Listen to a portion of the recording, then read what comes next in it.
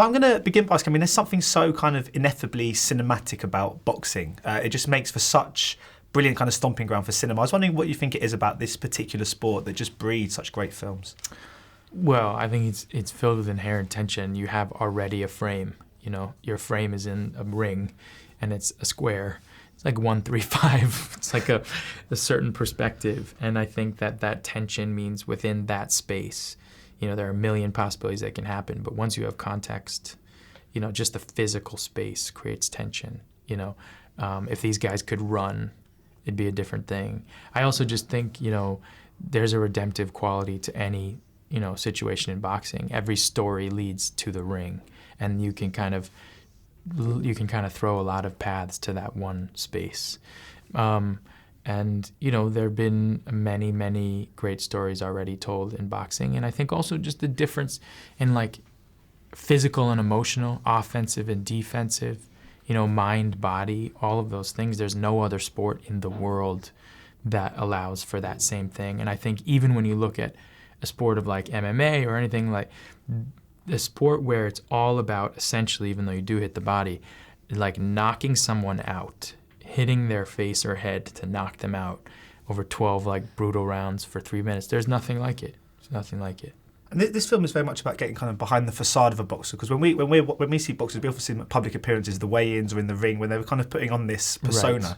I mean, did you spend much time with any boxers? I mean, I know you were training at Mayweather's gym, is that right? Yeah. To kind of get to know what they're like outside of the ring, because this is about the father and the husband as opposed to kind of what we see inside. Yeah, to me, it's interesting because I think a lot of people talk about, you know, or ask me questions about how you get into shape for the movie.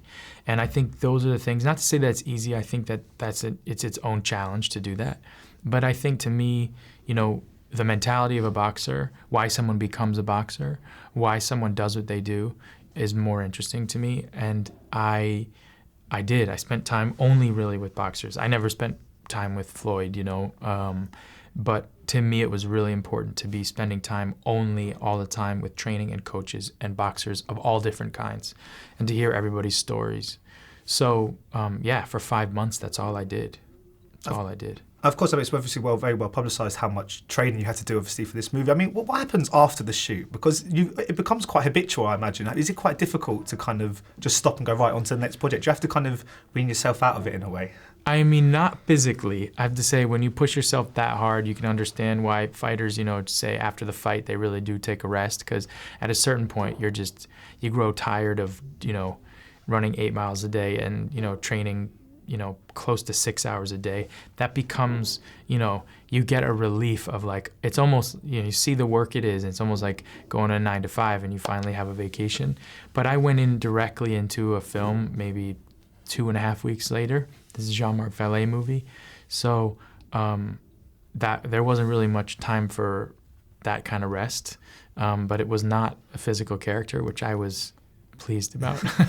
And I mean, you must have enjoyed working with Antoine, because of course you're working with now the man who made it snow is the next one. I was just wondering, Is that sort of started yet, and what's that one all about? Yeah, that's we're working on that now. Antoine's doing Magnificent Seven, and then hopefully after Magnificent Seven, we'll be doing that movie. It's the story about a true story about a guy named Max Mermelstein who, in the 80s, essentially was married to a Colombian woman, and I guess by default ended up bringing over the Colombian cartel into America and helping them grow into what they became, you know, at that time. And it's sort of an amazing story about a guy sort of in an unlikely situation, and it's going to be great. Yeah. Brilliant. Thank you so much for your time today. Much appreciated. Yeah, man, thank you. Cheers. Nice to see you again. Yeah, you too.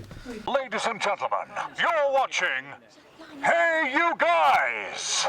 Hey You Guys, huh? Hey You Guys. Is that from the Goonies? It is indeed, yeah. Nice.